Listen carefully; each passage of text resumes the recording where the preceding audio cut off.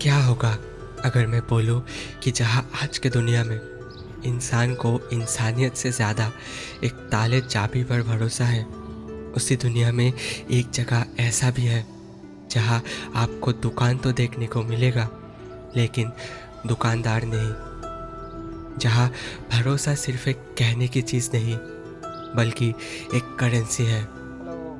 जहाँ पूरे दुनिया खुद के हिस्ट्री भूलने में लगी हुई है, ये जगह खुद के हिस्ट्री और कल्चर सेलिब्रेट करता है। नॉर्थ ईस्ट इंडिया में लोकेटेड एक स्टेट जो कभी भी न्यूज़ हेडलाइन या सोशल मीडिया में उतना फेमस नहीं हो पाया, लेकिन इसी स्टेट की एक विलेज पूरे एशिया की सबसे पहला ग्रीन विलेज बना। 17 ट्राइबल कम्युनिटीज़ का घर और पूरे इंडिया की सबसे यूनिक और खूबसूरत वैली खुद के अंदर छुपा के रखने वाला ये स्टेट है नागालैंड।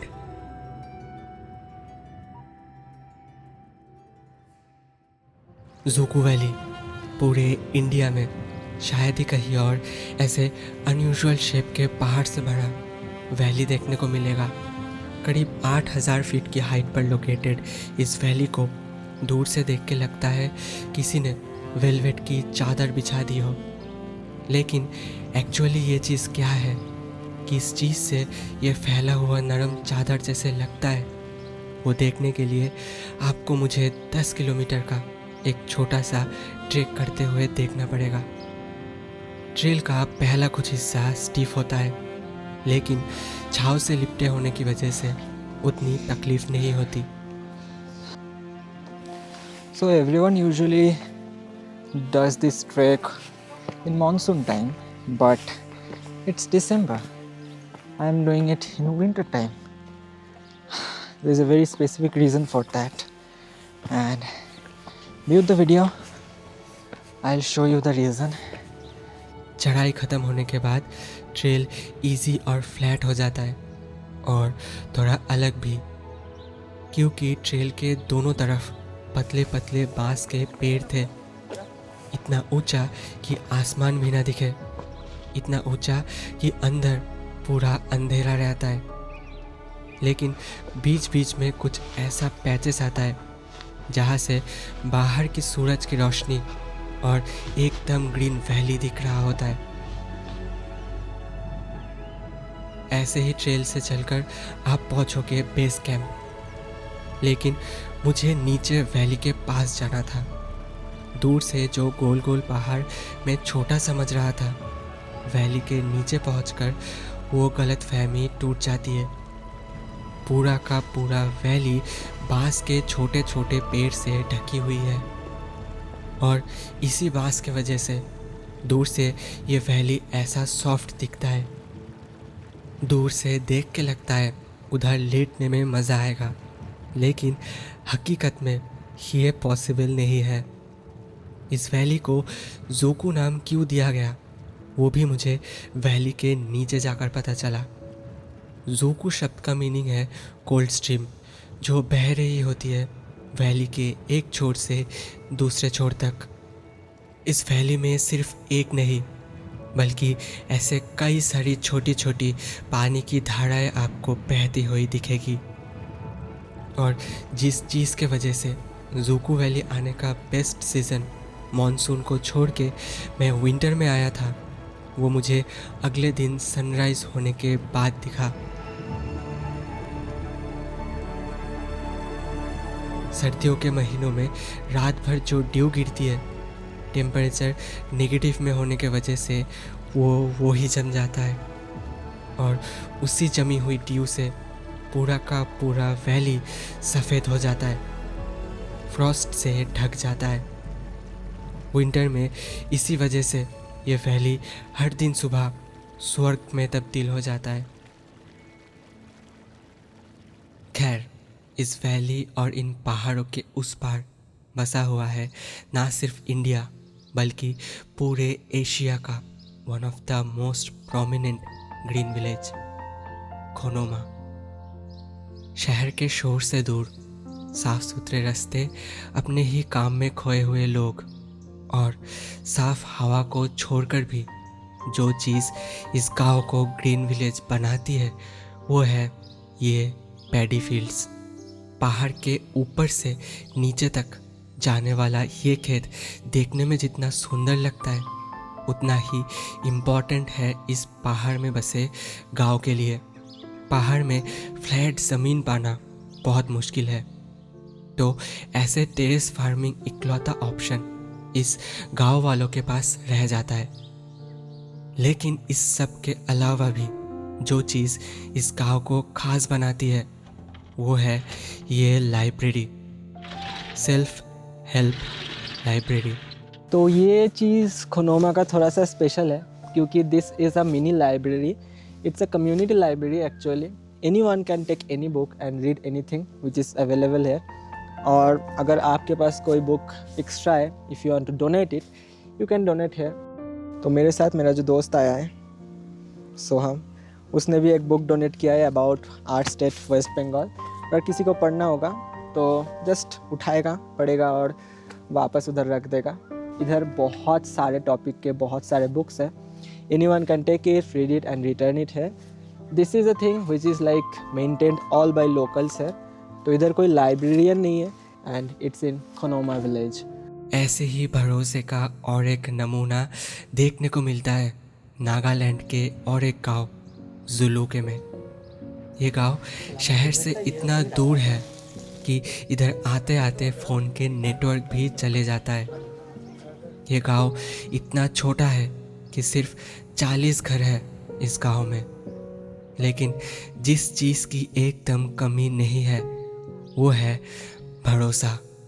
इस गांव में जितने भी दुकानें हैं उस दुकानों में आपको शॉपकीपर्स देखने को नहीं मिलेगा। लाइक तो मैं अभी हूँ सेल्फ पेमेंट शॉप के अंदर। इधर कुछ कुछ चीज़ें रखे हुए हैं। पम्पकिन है 50 रुपया का। This fruit is like costing 100 rupees. And इधर कुछ चिप्स रखे हुए हैं जो कि 20 रुपया का है। And the main thing the cash box, इसके ऊपर छेद करा हुआ है। आप चीज़ लो, कैश इसके अंदर डालो, बाहर निकल जाओ।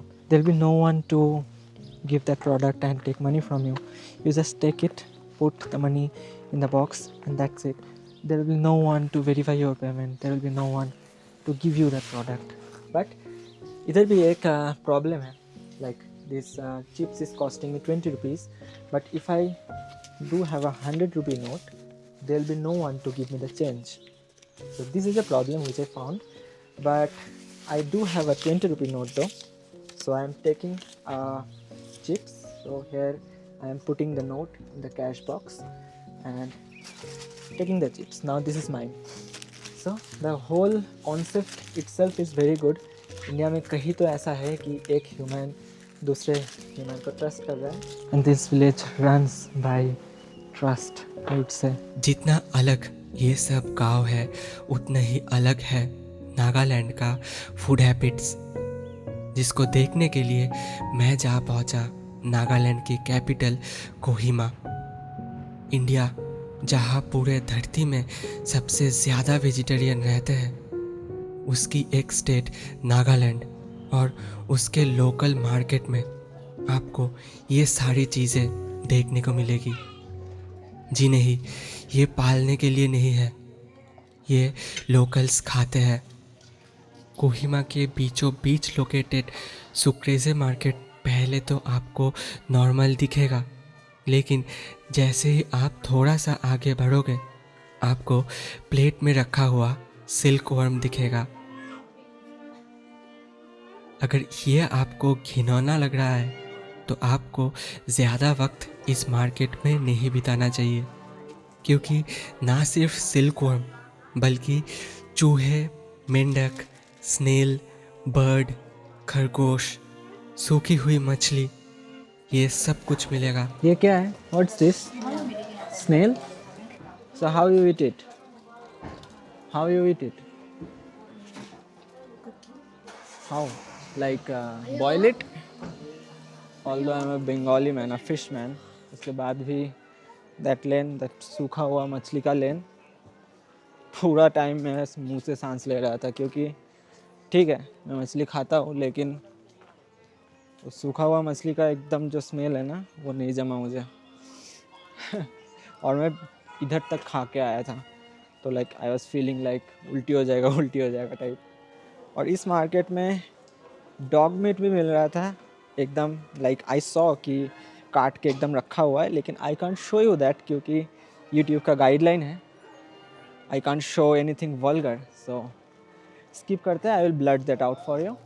बट या सबसे ज़्यादा जहाँ वेजिटेरियन रहते हैं इस जगह पे ऐसे टाइप का फूड कल्चर देखना इज़ क्वाइट डिफरेंट एंड मुझे तो मज़ा आया। Like they were having silkworms, snails, rats, frogs and all, even dogs. That's quite different. खैर, बिकते हुए तो देख लिया था, लेकिन ट्राई करना भी ज़रूरी था। ऐसे तो मैं नॉन वेजिटेरियन हूँ, लेकिन फिर भी ये सब ट्राई करने में मुझे थोड़ा डर तो लग रहा था। So let's try the snail first.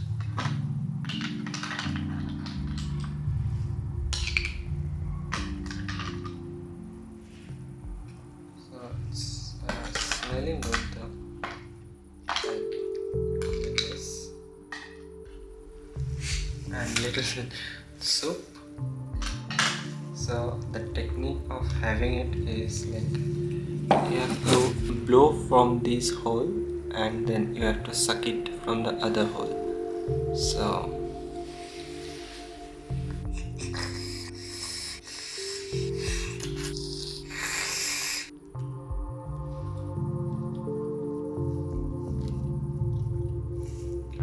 it's a little rubbery, but it is good. It is good. And let's taste. So, this is good. This is really good. आज के दिन में भी ऐसे सिविलाइज्ड एरिया में इतना यूनिक फूड कल्चर रह जाने का एक ठोस कारण भी है, जिसको जानने के लिए दूर समय में थोड़ा सा पीछे जाना पड़ेगा। Imagine a land so isolated and covered by forest. इधर के ट्राइबल कम्युनिटीज़ के लोग बाजार जाने से खुद शिकार करके खाना प्रेफर करते थे, तो जो कुछ भी मिलता था वही खा लिया जाता था।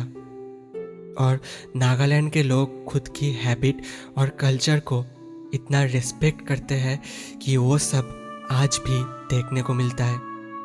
सिर्फ फूड हैबिट्स नहीं, 17 ट्राइबल कम्युनिटीज़ का कल्चर यहाँ सेलिब्रेट किया जाता है।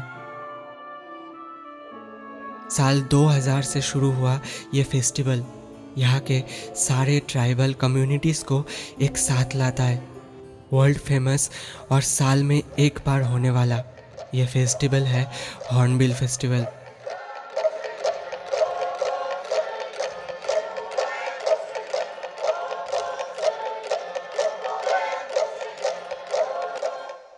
लगातार 10 दिन से होने वाले इस फेस्टिवल में ट्राइबल नागा लोग यहाँ आते हैं, खुद के कल्चर और लिविंग स्टाइल को दिखाते हैं। इन दिनों जब लोगों के अंदर एक दूसरे के लिए जुलूस भरा रहता है, ये फेस्टिवल लोगों को साथ लाता है। सब कुछ अलग होने के बावजूद ये साथ मिलजुल कर रहना सिखाता है। इतने सारे ट्राइबल कम्युनिटीज़ के अंदर एक चाखेसांग कम्युनिटी का रहन सहन देखने के लिए मैं पहुंचा था नागालैंड और मणिपुर के बॉर्डर में बसा हुआ एक गांव जावा में। इंडिया के एक दूसरे छोर में भी ऐसा गांव हो सकता है, ये सोचने में भी अलग महसूस होता है। ढलती सूरज की रोशनी गांव को बहुत खूबसूरत बना रहा था।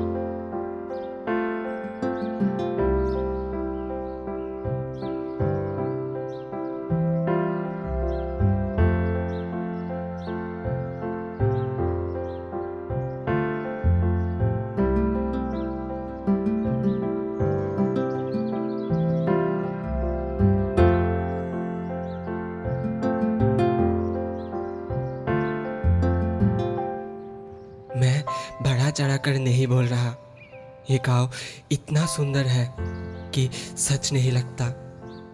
गांव के अंदर से चलते चलते मुझे कुछ अलग चीज़ें दिखी। उनमें से एक है ये सिंबल जो कुछ कुछ घर के ऊपर बना हुआ था।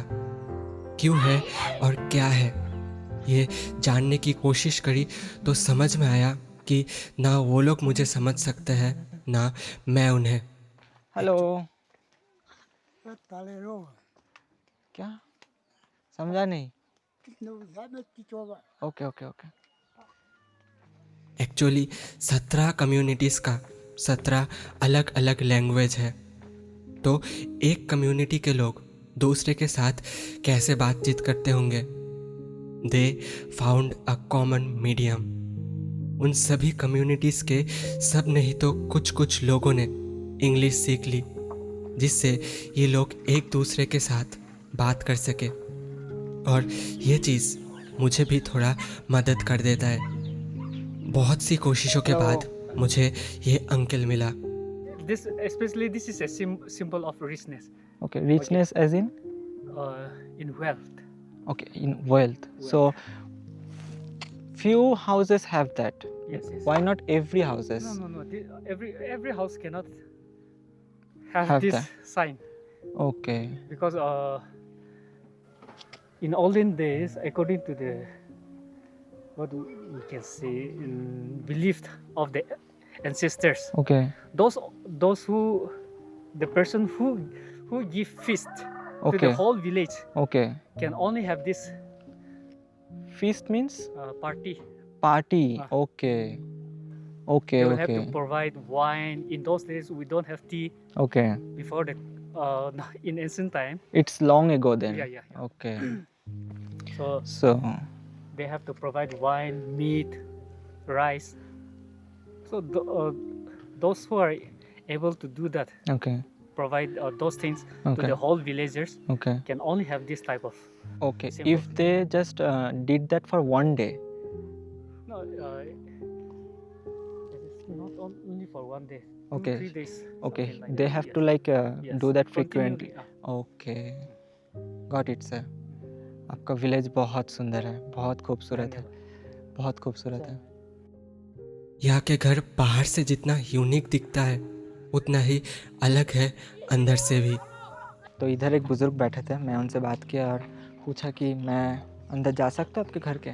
तो he actually allowed me and this is how the house looks from outside and let's go inside. Okay, so I think these are rice reservoir. They put rice and keep them safe in their house. There are murgas actually, see, and this is the entrance. ये सब पूरा घर लकड़ी से बना हुआ है and this is their kitchen.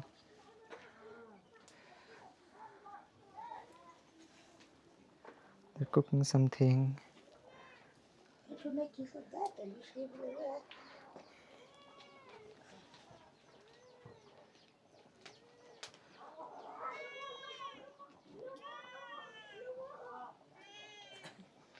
इधर से कुछ मीट के चर्बी इधर से टांगा हुआ है और कुछ कॉर्न है इधर, बीच में कुकिंग चल रहा है। बिल्ला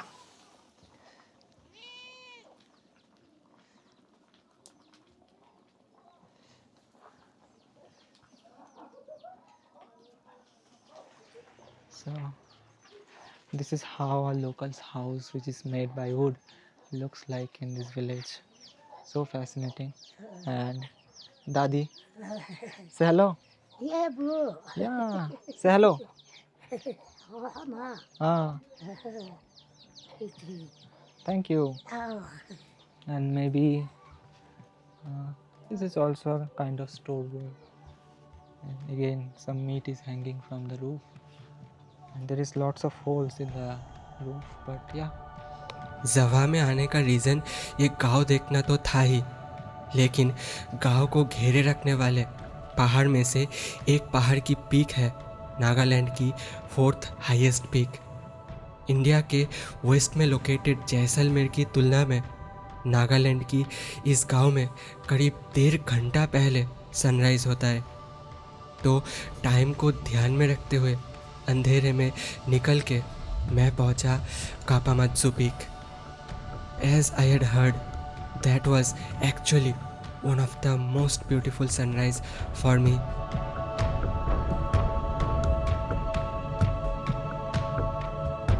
पहाड़ के बीच से हुआ वो सनराइज। सूरज के बाहर आते ही दिखा बादल दूर के वैलीज में फंसा हुआ है। पिछले दिन का जवामे विलेज आज पहाड़ के ऊपर से बहुत अलग दिख रहा था, और दिख रहा था कैपिटल कोहिमा भी। मैं अभी हूँ कापामात्सु पीक के ऊपर। This is basically a sunrise point. People usually say you can't see winter line in India except few places like Mussoorie, Landor, something like that. But Nagaland had a surprise for me. The whole horizon was painted with orange and red color. This is magical. You can still see the cloud beds. Usually in December you can't see that, but जैसे इस पहाड़ के एक तरफ कोहिमा जैसे शहर और दूसरे तरफ जवामे जैसे गांव बसा हुआ है, ठीक वैसे ही हमारी ज़िंदगी भी है, जिसके एक छोर पर होता है हमारे रूट्स और दूसरे छोर पर होता है उन रूट्स को भूलकर किसी चीज़ की फिक्र ना करते हुए सो कॉल्ड सिविलाइज्ड होते जाना। और इनके बीच बसता है वो बैलेंस जो नागालैंड जैसे जगह के इस धरती पर एग्जिस्ट करने का वजह है। चाह कर भी ना पाना और इमेजिन ना कर पाए भी अनएक्सपेक्टेडली मिल जाना, इन दोनों के बीच का सफ़र है नागालैंड। हम क्या है और हमें क्या होना चाहिए, इन दोनों के बीच का फासला ही है नागालैंड। जहाँ AQI एक OTP जैसे दिखने लगा है, वहाँ हम भाषाओं को लेकर नहीं लड़ सकते। गांव बदलते भाषाएं बदल जाता है। क्या Naga people are killing each other? हम लोगों में कितना इंसानियत बची है, ये नागालैंड हमारी आँखों में उंगली डालकर दिखा देता है। Lots of question, but the answer is Nagaland.